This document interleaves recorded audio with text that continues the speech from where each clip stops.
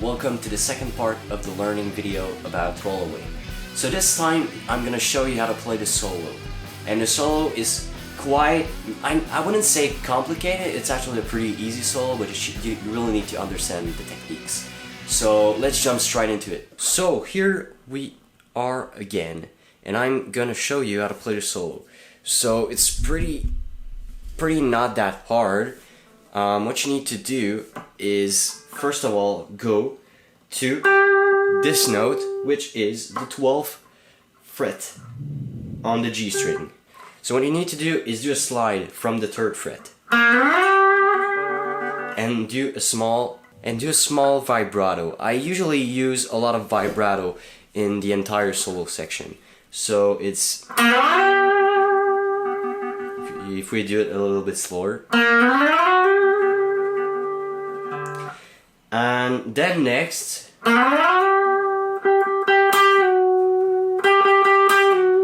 is 2 notes, actually 3.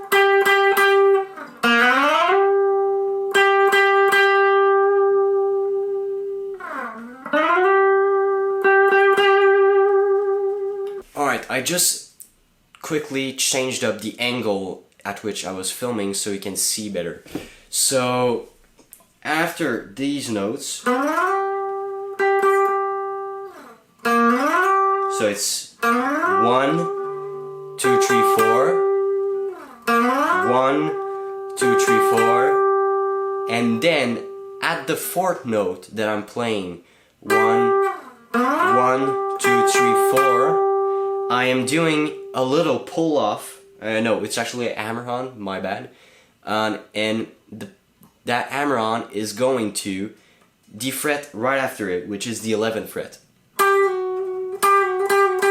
For those who don't know what a hammer-on is, it's pretty much just putting your finger on the other fret. I'm really not a guitar teacher, and that appears a lot in that video.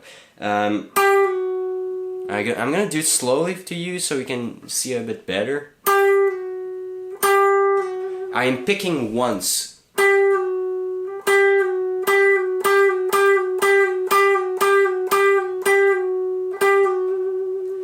So if you go from the start,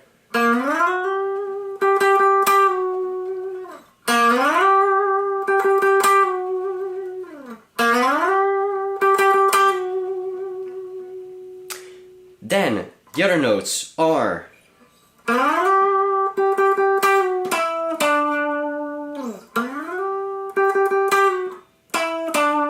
so then the next note is the 14th fret of the D string and then the 12th fret of the D string. So it goes like that.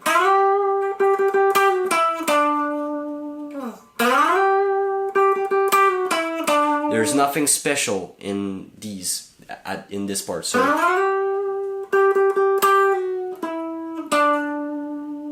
the next note is going to be the 14th fret on the A string. So it's pretty chromatic. Not chromatic, but pentatonic, you know?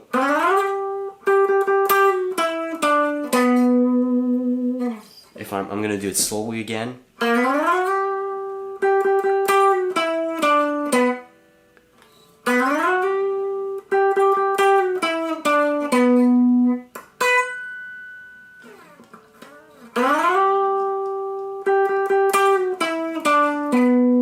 The next note is going to be the 12th fret of the B string, which is going to be an octave. Then what so let's play it from the top.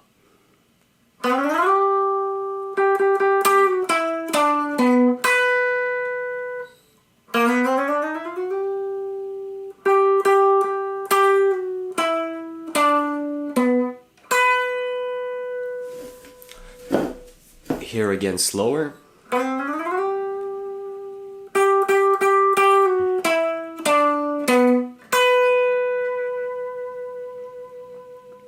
Though there's also vibrato on that note.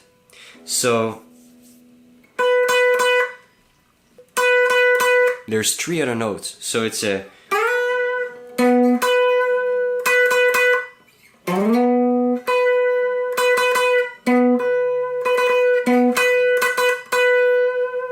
so.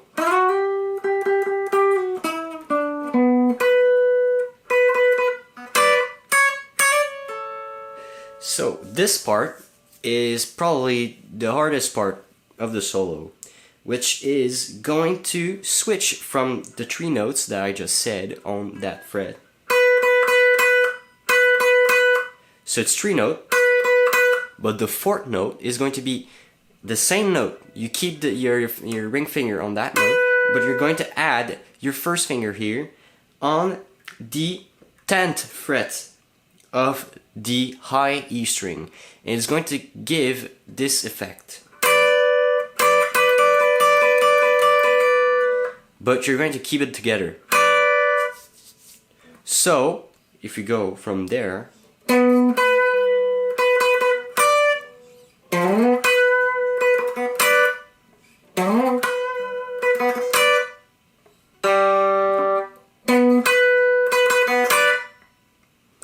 and then after that, so after doing your, which is only once, and then you mute it by removing your fingers,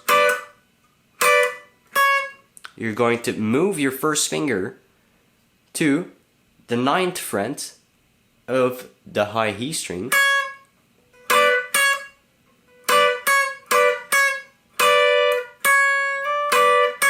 and then you're going to do another hammer-on.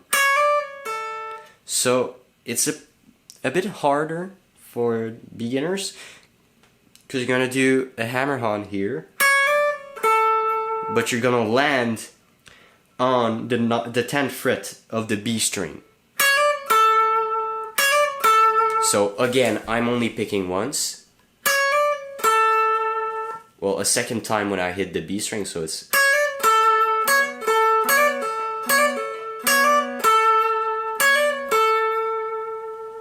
And from this part, I pretty much copy the same thing that we all did.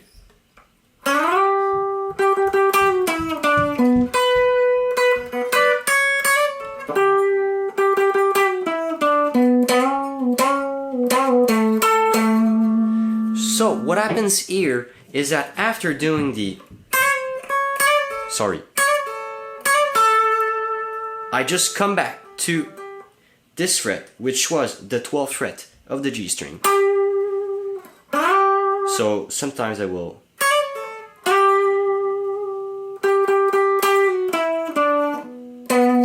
So where the copy and paste thing ends is when, after arriving to that note, which is the 14th fret of the A string, instead of going to the 12th fret of the B string, which all these things happens next, I will bend the note.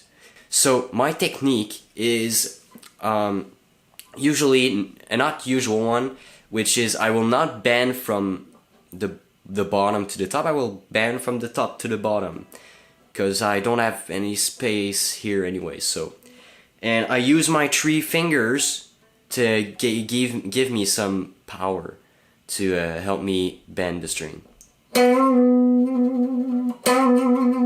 So when you bend that string, you will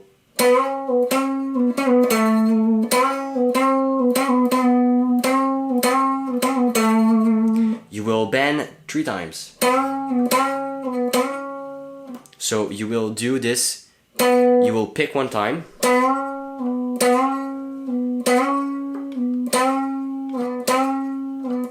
you will do this bend, which is when you get that note, which is supposed to be that note, which is the 11th fret of the D string. I just fucked it up, but yeah. And the next phrase after that, when I'm done with bending 3 times, will go to the 12th fret of the A string, which gives this.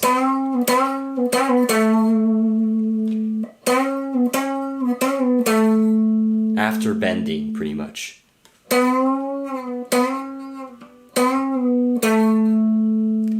And after that note, I will play the octave of that note, which is going to be the 14th fret of the G string. So now, after doing this,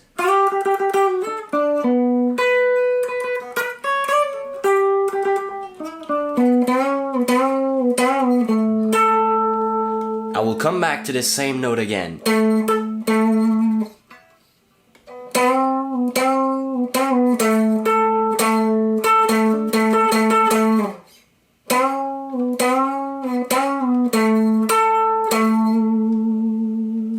And then after that, I will again do the copy and paste of the first phrase of the solo.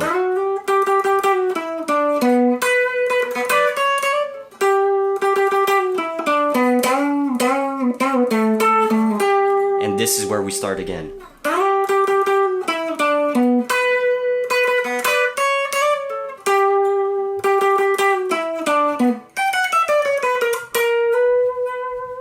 So the other part in the solo is pretty easy, which is because we are literally repeating the first part of the solo, which ends after this. After doing again that part that I just said to do again, you're going to do the exact same phrase again, but with a different ending again.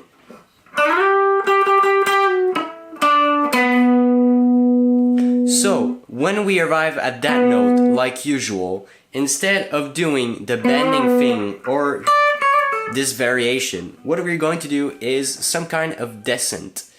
And it's going to be from the 15th fret of the high E string. And then it's going to go to the 14th fret of the high E string, and then the 12th fret. And then we repeat the same thing, which is 15, 14, 12 on the B string. So if we descend it, it's actually going to be. So what we need to do is to really. So it's going to be 15, 14, 12, and then again, but on the B string, 15, 14, 12. I did the wrong note, but you know, it's supposed to be that one, so.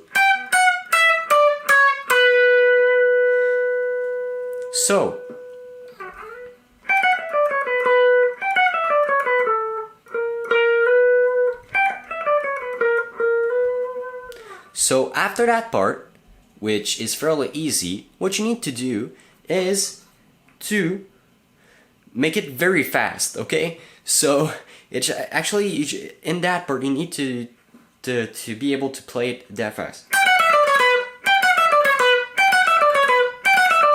So rehearsing the same pattern a lot will help a lot for beginners especially.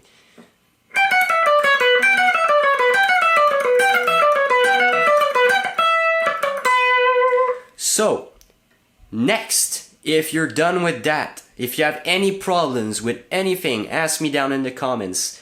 I will answer you, and I will even send you a private video explaining it if you need to, because I have a very bad explaining.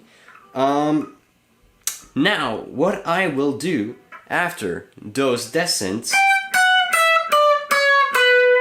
I will go to the 15th fret of the G string. And I will play that note 2 times. But after the second one, I'm going to slide, which is the same thing from the beginning, but on a very shorter range. So it's going to be.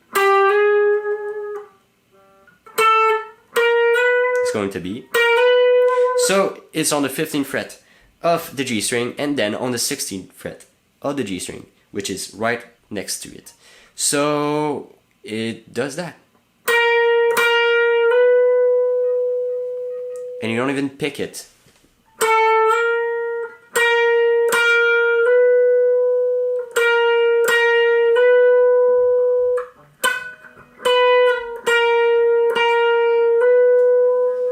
And you leave it on. And after that, you've got the whole solo.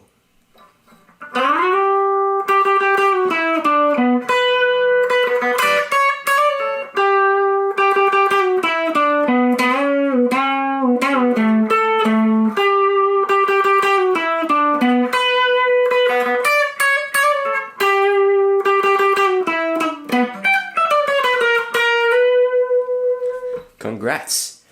Now, if you want to know the effects that I'm using on that, it's pretty simple. I'm using, again, my chorus pedal, but this time in a very special manner, because I'm putting it at complete maximum range, which is going to be very fast. And it gives a very watery effect. It almost sounds like a Leslie.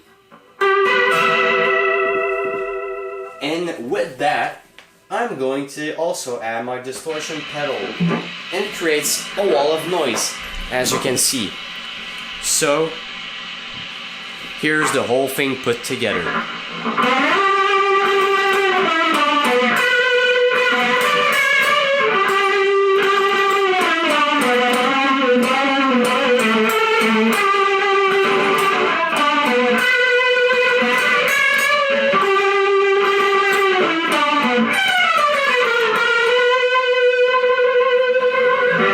I completely forgot to show you another important part of the song in the last video, so I'm going to show you this part now because it's right after the solo section. So after the solo section, what you need to do, because we have some kind of build up to go back into the main riff, and it's pretty much just F sharp power chord again. But what you're going to do that's special, I guess, not really, but for beginners, yeah, is going to be palm muting the whole thing. So I'm gonna palm mute and do this only downstroke.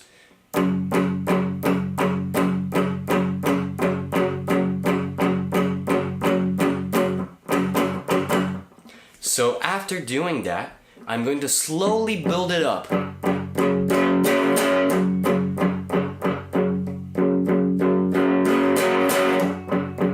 What I'm doing is that I'm slowly releasing my hand from the strings, so it gives away the sound of the chord. So what we're doing in the song is pretty much